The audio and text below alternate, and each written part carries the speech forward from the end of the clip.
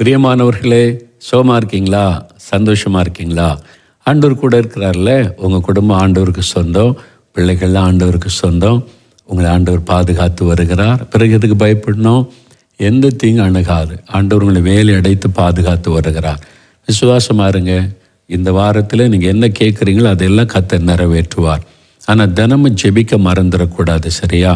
அப்புறம் வேத வசனம், அதை தியானிக்க எவ்வளோ அருமையான காரியங்கள்லாம் பைபிளில் ஆண்டவர் நமக்காக எழுதி வச்சிருக்கிறார் பார்த்தீங்களா? அது ஒரு பொக்கிஷம். தியானிக்க தான் அந்த பொக்கிஷத்தினுடைய ஆசீர்வாதத்தை காண முடியும். சும்மா வாசித்தா ஏதோ ஒரு சம்பவம் தெரியும். அதுக்குள்ள ஆண்டவர் வைத்திருக்கிற ஆசீர்வாதத்தை நம்ம அறியணுமானா பரிசுத்த ஆவியானவருடைய அந்த பிரசன்னத்தோட தியானத்தோடு வாசித்தா அதெல்லாம் ஆண்டவர் நமக்கு விளக்கி சொல்லி தருவார். எவ்வளோ சந்தோஷம் இல்லை? விசுவாசி பதறான் என்று வசனம் சொல்லுகிறாரு. ஆபிரகாமை போல விசுவாசித்தா எந்த சூழ்நிலையும் நீங்கள் பதற மாட்டீங்க. பதறாதங்க, கலங்காதங்க. கர்த்தர் இருக்கிறார், கூட இருக்கிறார், உங்கள் வீட்டில் இருக்கிறார், உங்களோடு இருக்கிறார். நீங்கள் அவருடைய குடும்பம் தானே? நீங்கள் சொல்லுங்கள், இயேசுவின் குடும்பம். என் குடும்பத்தில் இருக்கிற எல்லாரும் இயேசுவுக்கு சொந்தம். அவர் தான் என் குடும்ப தலைவர். எங்களுக்கு தாயும் தகப்பனும், எங்களுடைய நல்ல மெய்ப்பரும், எங்களுக்கு ஆலோசனை கொடுக்கிறவரும், எங்களை நடத்துகிறவரும் அவர் தான் சொல்லுங்கள். எங்கள் குடும்பத்துக்கு எல்லாமே அவர் தான் சொல்லுங்கள், சரியா? அவரை சார்ந்து கொள்ளுங்க. இப்போ பாருங்கள், ஆபிரகாமின் ஆசீர்வாதம் சகல விதத்திலும் ஆசீர்வதித்ததை போல உங்களை ஆசீர்வதித்து வருகிறார். நான் அதை விசுவாசிக்கிறேன். நீங்கள் ஜெபித்ததெல்லாம் பெற்றுக்கொண்டு வர்றீங்க. ஆண்டவர் நீங்கள் கேட்டதெல்லாம் செய்து கொண்டே இருக்கிறார். ஒவ்வொன்றாக அதை நிறைவேற்றுவார். விசுவாசத்தை விட்டுறாமல் தொடர்ந்து ஜெபிக்கணும். தினந்தோறும் குடும்ப ஜெபத்தில் உங்களுடைய ஜெப குறிப்புகளை வைத்து ஜெபிக்கணும். உங்கள் குடும்பத்தில் எழுப்புதல் உண்டாக எல்லாரும் ரட்சிக்கப்படணும், எல்லாரும் ஜெபிக்கணும். தேவ பிரசன்னம் எப்பொழுது வீட்டில் இருக்கணும்னு ஜெபிக்கணும். உங்கள் தெருவில், உங்கள் ஊரில், உங்கள் கிராமத்தில், பட்டணத்தில் எழுப்புதல் வரணும்னு ஜெபிக்கணும். உங்கள் சபைக்காக ஜெபிக்கணும். உங்கள் மாவட்டம் ஆளுகிற அதிகாரத்தில் உள்ளவங்களுக்காக ஜெபிக்கணும். அதிகாரிகளுக்காக, நம்முடைய மாநிலம், முதலமைச்சர், அமைச்சர்கள், ஆளுகையில் இருக்கிறவங்க ஜெபிக்கணும். நம்முடைய தேசம் பாதுகாக்கப்பட மிஷனரிமார்கள், சபை இந்தியா முழுவதும் எழுப்புதல் உண்டாக ஆளுகிற தலைவர்களுக்கு ஞானம் கொடுக்க கர்த்தர் அவளை பயன்படுத்த ஜெபிக்கணும். மறந்துடாமல் ஜெபித்து வரீங்களா? குடும்ப ஜெபத்தில் இதுக்கெல்லாம் நீங்கள் ஜெபிக்கணும். சுயநலம் அவங்களுக்கு மட்டுமே ஜெபிக்கக்கூடாது, சரியா? ஆபிரகாம் கர்த்தரை விசுவாசிக்கிற மனிதராக இருந்தார்ல. விட்டு கொடுக்கிற ஒரு இருதயம் அவருக்கு இருந்தது. அதெல்லாம் நம்ம தியானித்தோம்ல.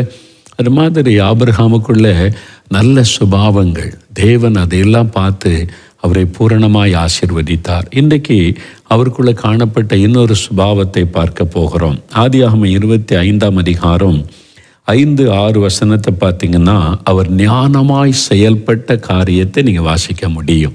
ஒரு ஞானமுள்ள மனிதர். ஆதியாகமம் 25:5-6 வசனம் பாருங்க.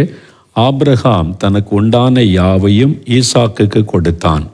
ஆபிரகாமுக்கு இருந்த மறுமனையாட்டிகளின் பிள்ளைகளுக்கோ ஆபிரகாம் நன்கொடைகளை கொடுத்து தான் உயிரோடு இருக்கும்போதே அவர்களை தன் குமாரனாகிய ஈசாக்கை விட்டு கிழக்கே போக கீழ்தேசத்திற்கு அனுப்பிவிட்டான். அதாவது ஆபிரகாமுக்கு அந்த காலத்தில் நிறைய மறுமனையாட்டிகள் இதெல்லாம் இருந்தது அந்த காலத்தில். ஆனால் இப்போ அப்படி கிடையாது. ஒருவருக்கு ஒரே மனைவி உடையவளாக இருக்கணுன்றது தேவன் கொடுத்திருக்கிற கட்டளை. அப்போ அப்படி கிடையாது. அப்போ நியாயப்பிரமாணம் இல்லாத ஒரு காலம். அதற்கு பிறகும் ஆண்டவருடைய காலத்துக்கு அப்புறம்தான் இந்த காரியங்களையெல்லாம் தேவன் எழுதி கொடுத்தார். அப்போ அவருக்கு மறுமனையாட்டிகள் பிள்ளைகள் எல்லாம் இருந்தாங்க. ஆனால் ஈசாக்கு தான் வாக்குத்தத்தத்தின் மகன்.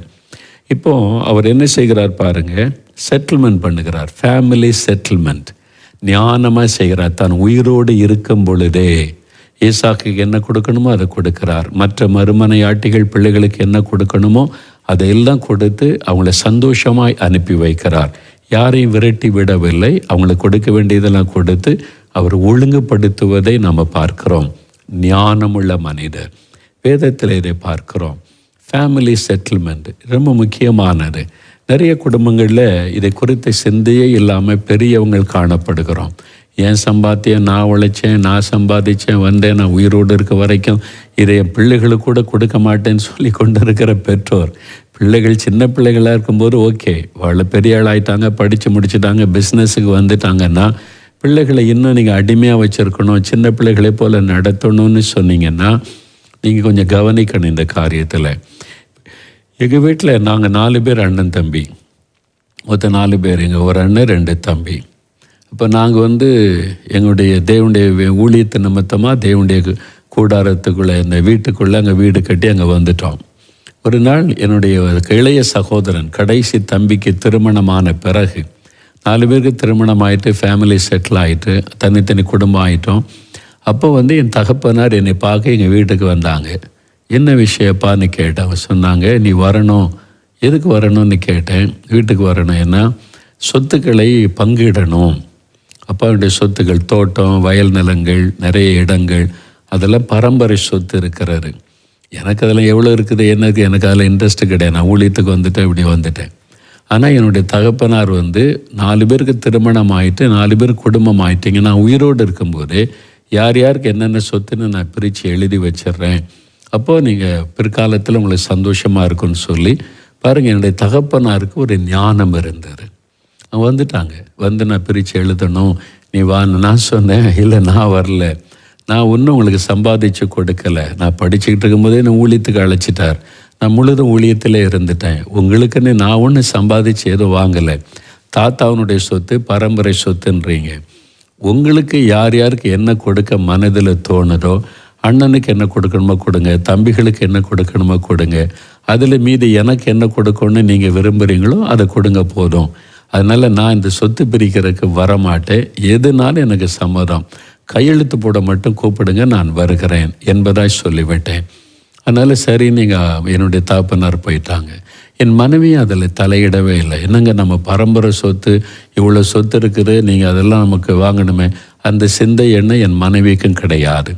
அதனால் என் தகப்பனார் போய் அவங்களே சொத்துக்களை, சென்னையில் எங்களுக்கு வீடுலாம் இருக்கிறது, சொந்த வீடு, கோடிகள் மதிப்புடையது, அது மாதிரி வயல் நிலங்கள் இருக்குது, தோட்டம் இருக்கிறது, எல்லாத்தையும் எங்கள் தகப்பனாரை பிரித்து ஒரு நாள் கையெழுத்து போட கூப்பிட்டாங்க. நான் போய் பத்திரத்தில் கையெழுத்து போட்டேன். அண்ணன் தம்பி எல்லோரும் ஒற்றுமையாக நான் கையெழுத்து விட்டேன். யாருக்குள்ளே எங்களுக்கு சண்டை வரல, பிரச்சனை வரல, எனக்கு அது தெரில இது தெரிலன்னு சொல்லி எல்லாம் கையெழுத்து போட்டோம். எனக்கு என்ன சொத்துன்னா எனக்கே தெரியாது.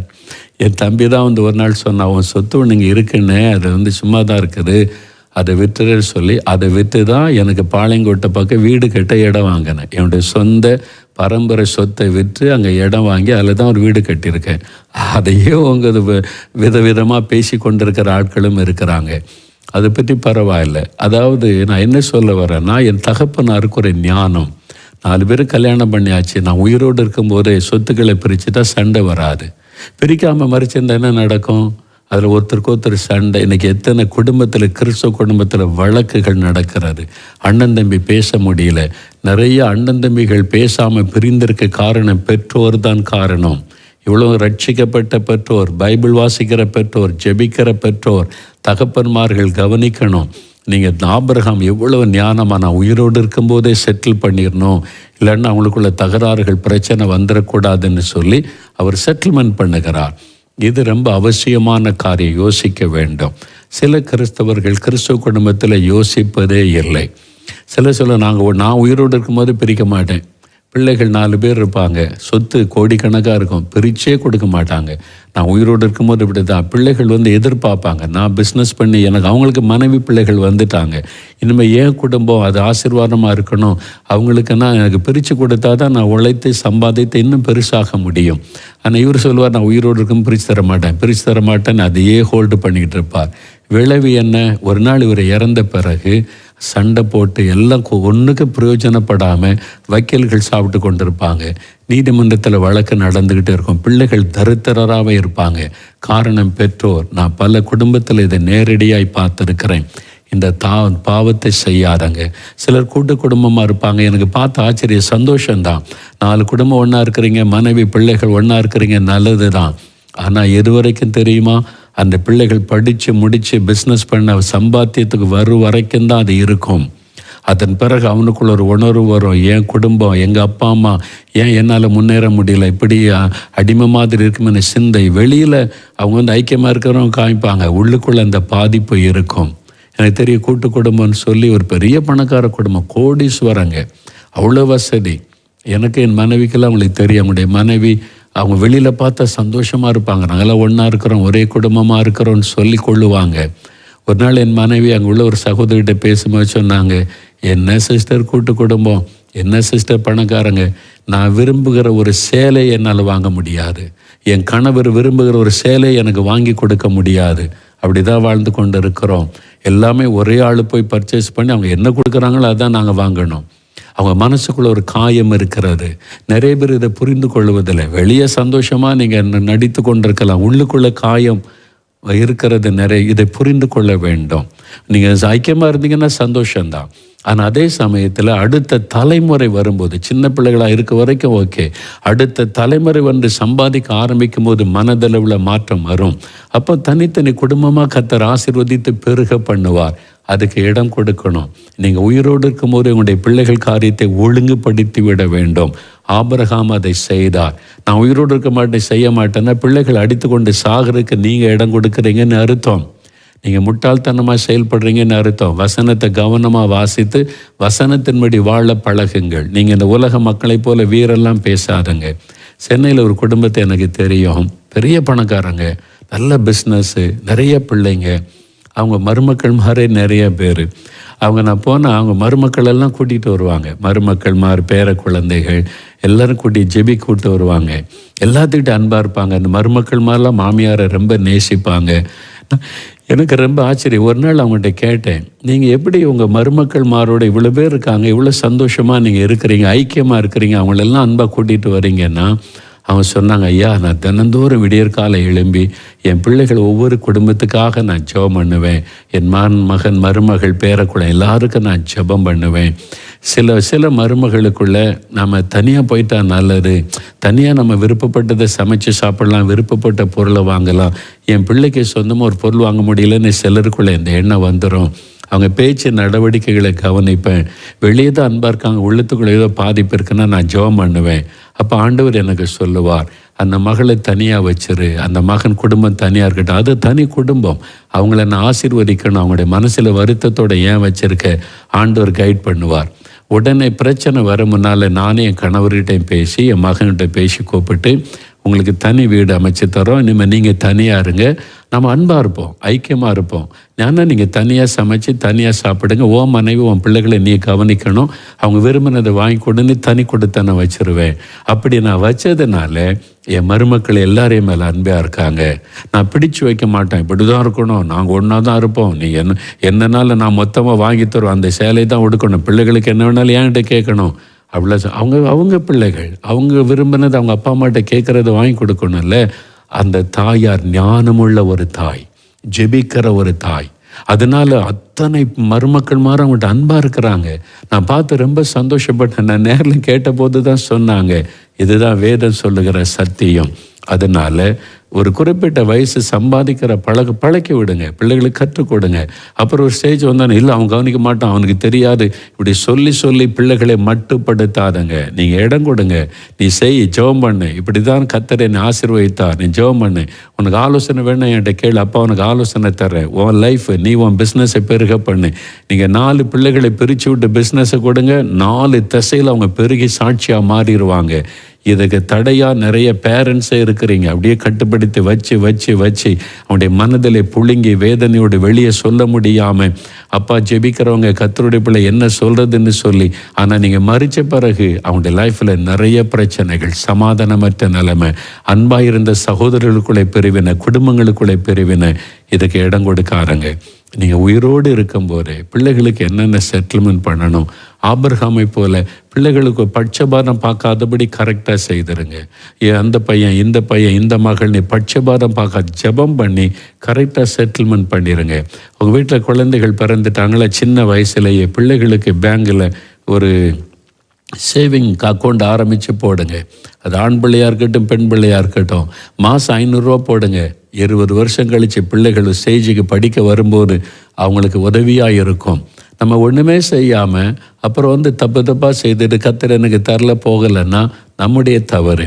ஆண்டவர் எனக்கு ஞானம் தாரும், என் குடும்பத்தை எப்படி நான் நடத்தணும், எப்படி சமாதானமாக கொண்டு போகணும், எப்படி என் பிள்ளைகள் காரியத்தை கவனிக்கணும், எப்படி செட்டில்மெண்ட் பண்ணணும், ஜெபம் பண்ணுங்க. ஆண்டவர் அழகாக ஆலோசனை கொடுப்பார். நிறைய குடும்பத்தில் கர்த்தர் ஆலோசனைப்படி கரெக்டாக செட்டில்மெண்ட் பண்ணும்போது அந்த 4 பிள்ளைகளையும் செழித்திருக்கிறாங்க. இவங்க ஹோல்டு பண்ணி வச்சிருக்க அதன் பிறகு ஆசீர்வாதமே இல்லாமல் முடக்கப்பட்டு போய் சமாதானத்தை இழந்து ஆசீர்வாதமே இல்லாமல் போகிற குடும்பங்களை நான் பார்த்துருக்கிறேன். அதனால் இந்த மாதிரி வீரம் பேசி கொண்டிருக்காம வசனத்தின்படி வாழ ஒப்பு கொடுத்து நீங்கள் உயிரோடு இருக்கும்போதே அவங்களுக்கு சொல்லிடுங்க. ஆனால் அதே சமயத்தில் எல்லாத்தையும் பிரித்து கொடுத்துட்டா எங்களை பிள்ளைகளை யார் கவனிப்பா? உங்களுக்கு ஒரு பங்கு வச்சுக்கொள்ளுங்க, உங்களை ஹோல்டு பண்ணுங்க, உங்கள் மரணத்திற்கு பிறகுதான் பிள்ளைகளுக்கு என்று சொல்லி அப்போ நீங்களும் மரியாதையோடு இருக்க முடியும். அந்த மாதிரி காத்துக்கொள்ளுங்க. அதனால் இந்த மாதிரி ஆபிரகாம் எவ்வளோ ஞானமாக செயல்பட்டார். உங்கள் குடும்பத்தில் உங்களுடைய குழந்தைகளை வளர்க்கறதுல ஞானம் வேணும், படிக்க வைக்கிறதுல ஞானம் வேணும். இதெல்லாம் ரொம்ப முக்கியமான ஒரு விஷயம் என்பதை மறந்துடக்கூடாது. ஒரு தகப்பனார் சொன்னார், 2 பிள்ளைகள், ஒரு பிள்ளைக்கு சரியாக படிப்பு வரல, ஒரு பிள்ளைக்கு படிப்பு வந்தோடனே உயர்ந்த படிப்பு படிக்க வச்சுட்டார். அடுத்த பிள்ளை கூப்பிட்டார். அவர் சொன்னார், உட்கார்ந்து என்கிட்ட பேசும்போது பிரதர், என் மகளை கூப்பிட்டு சொன்னேன், நான் அவளை உங்கள் அக்காவை இவ்வளோ படிக்க வச்சுட்டேன், நான் உன்னை இவ்வளோதானே படிக்க வச்சேன், நீ தப்பாக நினைக்கக்கூடாது, நீ என்ன விரும்புகிற, உன்னால் முடிஞ்ச அளவு நான் படிக்க வச்சுருக்கிறேன், இதுக்கு மேலே என்ன விரும்புகிற, அக்காவும் எனக்கு ஒன்று தான், நீயும் ஒன்று தான், நீ என்ன விரும்புகிற மகளேன்னு கேட்டேன். நான் எனக்கு தெரியுதப்பா, என்னால் முடிஞ்ச அளவு தான் நான் படிச்சிருக்கிறேன், எனக்கு இந்த மாதிரி ஒரு காரியம் செய்து கொடுங்க, நான் அதில் முன்னேறிடுவேன்னு சொன்னவனே என் பிள்ளைக்கு அதை செய்து கொடுத்தேன். அப்போ பிள்ளைகளுக்குள்ள மாறுபாடு இல்லை. பார்த்தீங்களா? இல்லாவா நல்லா படிக்க, இவோ மொக்கு மொக்கு மொக்கு ஒன்று உண்டாகாது, ஒன்றும் தெரியாது, அப்படி ஆக்காதங்க. ஒவ்வொரு பிள்ளைகளுக்கும் ஒவ்வொரு விதமான ஐக்கியூவை ஞானத்தை தேவன் கொடுத்திருக்கிறார். அதை விளங்கி கொண்டு அந்த பிள்ளைகளுக்கு ஏற்றபடி நீங்கள் நடந்து கொள்ளுங்க.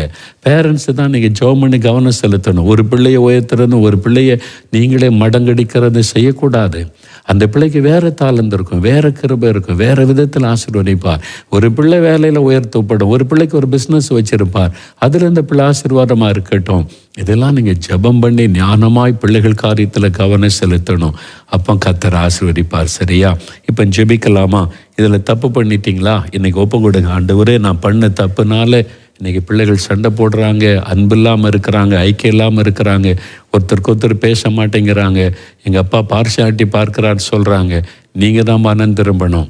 ஆண்டவர் அப்படி நடந்து கொண்டதற்காக என்னை மன்னியும், என் பிள்ளைகளுடைய அன்பு பாதிக்கப்பட நான் காரணமாயிட்டேன்னு ஒப்பு கொடுங்க, சரிப்படுத்தி கொள்ளுங்க. சரியாக கர்த்தர் கொடுக்குற ஞானத்தின்படி செயல்படுங்க. சரியா? இப்போ நம்ம ஜெபிக்கலாம். உடைய ஜெப குறிப்புகளை வைத்துக் கொள்ளுங்க. கருத்தா ஜெபிப்போம். தகப்பனே, ஆபிரகாமுக்கு கொடுத்த ஞானத்திற்காக ஸ்தோத்திரப்பா. நீர் எங்களுக்கு ஞானத்தை தாரும். எங்கள் பிள்ளைகளை வளர்ப்பதிலும் படிக்க வைப்பதிலும் எங்களுடைய பிள்ளைகளை முன்னேற்றுவதிலும் அவர்களுக்கு நல்ல வாழ்க்கையை கற்றுக் கொடுத்து நல்ல ஆசீர்வாதமான வாழ்க்கையை அமைத்து கொடுப்பதிலும் எங்களுக்கு ஞானம் வேண்டும். பிள்ளைகளுக்கு என்னென்ன செய்யணும், என்னென்னதை ஏற்ற நேரத்தில் கொடுக்கணும், என்னென்ன பொருட்களை கொடுக்கணும், சொத்துக்களை கொடுக்கணும், எல்லாவற்றிலும் எங்களுக்கு ஞானம் தாரும். ஆண்டவரே, ஆபிரகாமை போல ஞானமாய் நடந்து எங்களுடைய பிள்ளைகளுடைய எதிர்காலம் ஆசீர்வாதமாய் இருப்பதற்கு நாங்களே தடையா இல்லாதபடி ஒப்பு கொடுத்து ஜெபிக்கிறோம். ஆண்டவரே, இந்த நாளில் அர்ப்பணிக்கிறோம். உம்முடைய பிள்ளைகளுக்கு உதவி செய்யும், கிருபை தாரும், வழி நடத்துதலை தாரும், ஆவியானவர் பொறுப்படுத்திக் கொள்ளும். இப்பொழுதும் இந்த வீட்டுக்குள்ள எழுப்புதல் உண்டாகட்டும். ஜெப ஆவியினாலே நிரப்பும், சோர்வின் ஆவிகள் விலகட்டும். ஆண்டவரே, ஜெபத்தில் உற்சாகத்தை தாரும், இன்னும் அதிகமாக ஜெபிக்க கிருபை தாரும். எழுப்புதலுக்காக, ஆத்துமாக்களுக்காக ஜெபிக்க உதவி செய்யும். இந்த வீடு ஜெப வீடாய், துதியின் வீடாய், இயேசு எப்பொழுதும் உலாவுகிற வீடாய் இருக்கும்படி எங்கள் வீட்டை, எங்களுடைய குடும்பத்தை அர்ப்பணித்து ஜெபிக்கிறோம். ஆண்டவருடைய பிரசன்னம் எங்களை ஆட்கொண்டு நடத்துவதாக. இப்பொழுதும் தகப்பனை, இந்த குடும்பத்தில் உண்டான எழுப்புதல் உறவினர்கள் மத்தியிலே பரவட்டும், நண்பர்கள் மத்தியிலே பரவட்டும், எல்லாரும் ரட்சிக்கப்படட்டும். எல்லாருக்குள்ள இந்த எழுப்புதல் அக்னி பரவட்டும்.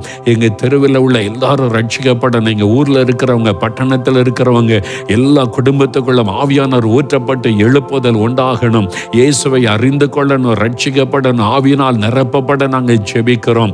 சாத்தானுடைய கிரியைகள் அழியட்டும், அந்தகார வல்லமை அழியட்டும், கர்த்தருடைய வெளிச்சம் உதிக்கட்டும் என்று ஜெபிக்கிறோம்ப்பா.